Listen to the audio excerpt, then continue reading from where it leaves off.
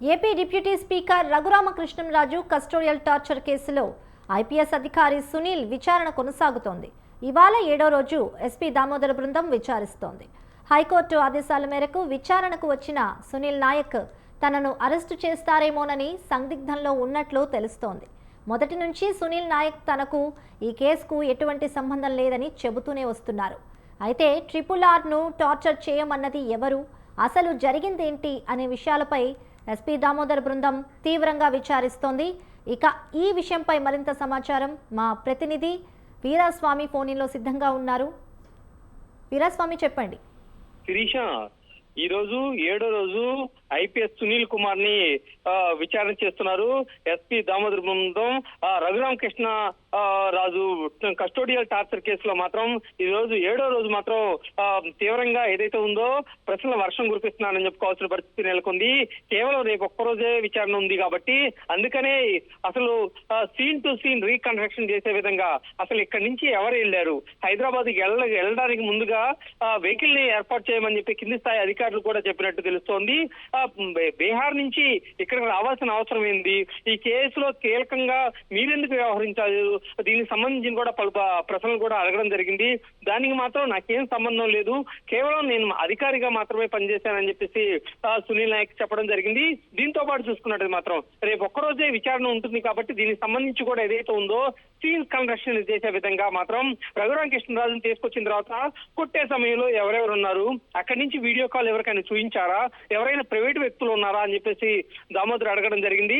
దీనికి సంబంధించి కూడా నాకు సంబంధం లేని విషయం, కేవలం నన్ను కావాలని ఇరికిస్తున్నారని చెప్పేసి పదే పదే చెబుతున్నా కానీ మీరు మళ్ళీ అదే ప్రశ్నలు అడుగుతున్నారని చెప్పి సునీల్ నాయక్ ఒకవైపు నుంచి కూడా ఆవేదన వ్యక్తం చేస్తున్న పరిస్థితి నెలకొంది. దీంతో పాటు చూసుకున్నట్టయితే మాత్రం ఈ కేసులో ఇంకెవరైనా పాత్ర ఉంది, సునీల్ కుమార్ పాత్ర ఏంటి అని అడిగాడు. అదేవిధంగా చూసుకున్నట్టయితే మాత్రం అడిషనల్ ఎస్పీకి పనిచేసిన విజయ్ పాల్ గురించి కూడా వివరాలు సేకరించిన పరిస్థితి నెలకొంది.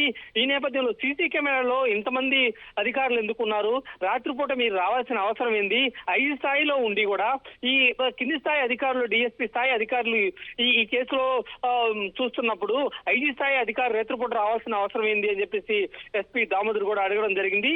దీనికి సంబంధించి కూడా ఏదైతే ఉందో మరోవైపు ఈ కేసుకు సంబంధించి కూడా ముందస్తు బెయిల్ హైకోర్టులో పిటిషన్ దాఖలు చేయడం జరిగింది. సునీల్ నాయక్ 12వ తారీఖు వాయిదా వేయడం జరిగింది. రేపు 12 కాబట్టి అతనికి బెయిల్ వస్తుందా అనేది మాత్రం ఉత్కంఠ నెలకొంది.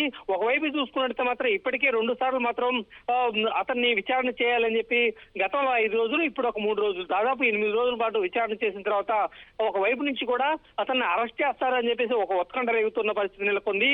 ఒకవైపు నుంచి బెయిల్ కోసం సునీల్ నాయక్ ఎదురు చూస్తుంటే వీళ్ళు మాత్రం ఇతన్ని ఇప్పటికీ చూసుకున్నట్టు మాత్రం కొన్ని కీలక అంశాలు కూడా బయటపెట్టినట్టు తెలుస్తుంది. దీనికి సంబంధించి కూడా మొత్తం ఆధారాలు సేకరించేసి సునీల్ కుమార్ కూడా విచారణకు పిలిచే అవకాశాలు కూడా ఉన్నాయి. రేపు ఉత్కంఠ రేగుతున్న పరిస్థితి నెలకొంది. బెయిల్ వస్తుందా లేదంటే అతన్ని అరెస్ట్ చేసి రిమాండ్ పంపుతారా అని చెప్పేసి తెలుస్తుంది. ఈ కేసులో మాత్రం ఏదైతే ఉందో రఘురామకృష్ణరాజు కేసులో ఇతను 7వ నిందితుడిగా ఉన్నాడు కాబట్టి వాళ్ళ అంశాలు కూడా వచ్చాయని కాబట్టి అతన్ని అరెస్ట్ చేసే అవకాశాలు కూడా ఎక్కువగా ఉన్నాయని చెప్పేసి తెలుస్తోంది. దీనికి సంబంధించి రేపు మాత్రం ఉత్కంఠ రేగుతున్న పరిస్థితి నెలకొంది. ఏం జరుగుతుందన్నది మనం వేచి చూడాల్సిన అవసరం ఎంత ఉంది. సాయంత్రం 5 గంటల మాట ఈ విచారణ కొనసాగే అవకాశాలు ఉన్నాయి. Sirisha. Right, thank you Veeraswamy.